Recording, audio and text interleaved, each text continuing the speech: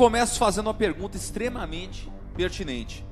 O que foi que mudou de 2022 para 2023?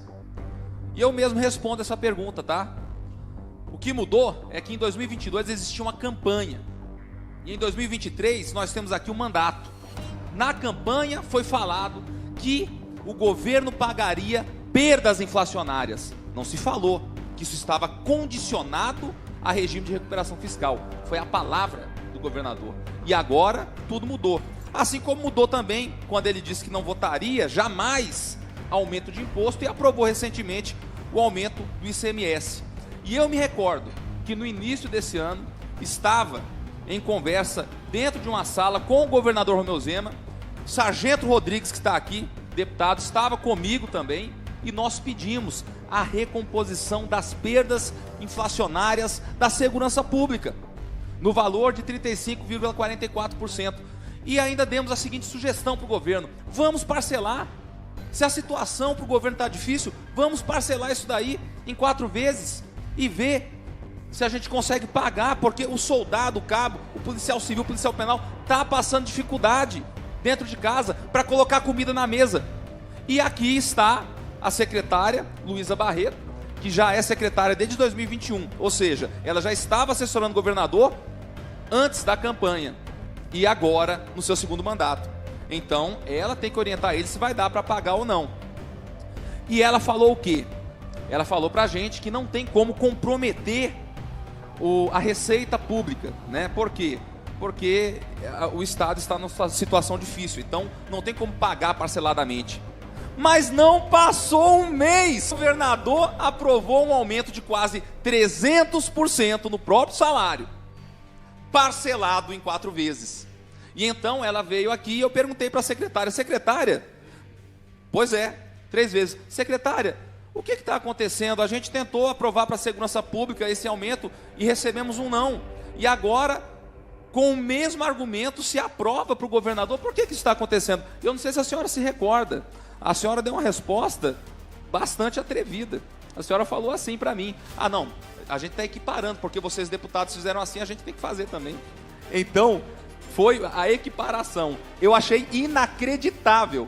Ainda mais vindo de um governo que, para avançar com seus projetos, precisa ter o mínimo de trato e respeito com os deputados e deputadas dessa casa.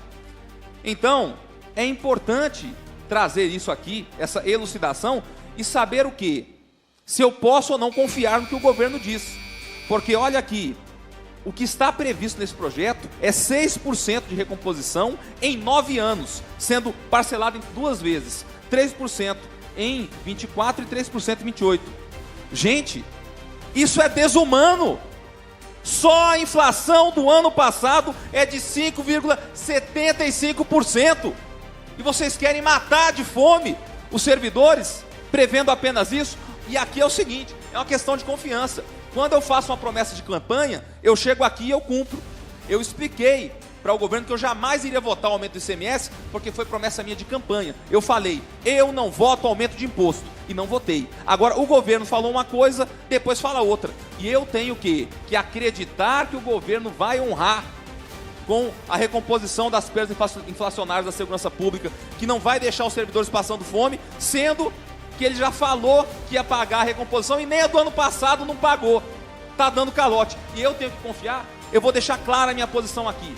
Eu só voto, aliás, eu só discuto, só começo a conversar a respeito de regime de recuperação fiscal se a recomposição das perdas inflacionárias da segurança pública forem pagas adiantadamente. Se não for paga adiantadamente, não tem conversa, porque não tem confiança, porque não tem palavra. Aí depois me vem o vice-governador de Minas Gerais e me dá a seguinte declaração recente, saiu no jornal: não aprovar o regime de recuperação fiscal significa entrar em colapso. Ei, não coloca essa culpa na Assembleia de Minas, não. Ou será que não existe, por acaso, legislação para parcelar a dívida do Estado com a União? Isso não existe? Eu estou inventando coisa aqui? É claro que existe. Agora dizer que a única opção possível é fazer um regime que a gente vai ter aqui, faço questão de levantar os dados, os serviços da dívida, ou seja, os juros, a gente vai pagar 123 bilhões de juros, para permanecer ao final de 9 anos com uma dívida de 210 bilhões? É sério que essa é a única alternativa que o governo está oferecendo? Não é possível, não é possível uma coisa dessa.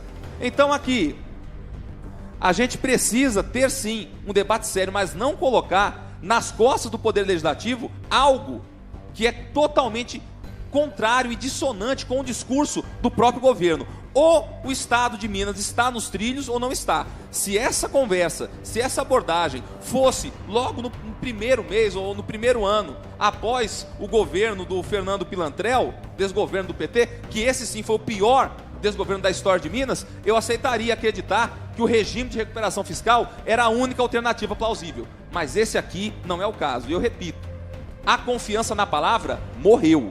Para conversar a respeito desse assunto, tem que conversar primeiro em pagar a recomposição das perdas inflacionárias da segurança pública. Do contrário, a gente está vendo aí um governo negligente que mente que nem sente. Não tenho pergunta nenhuma para fazer.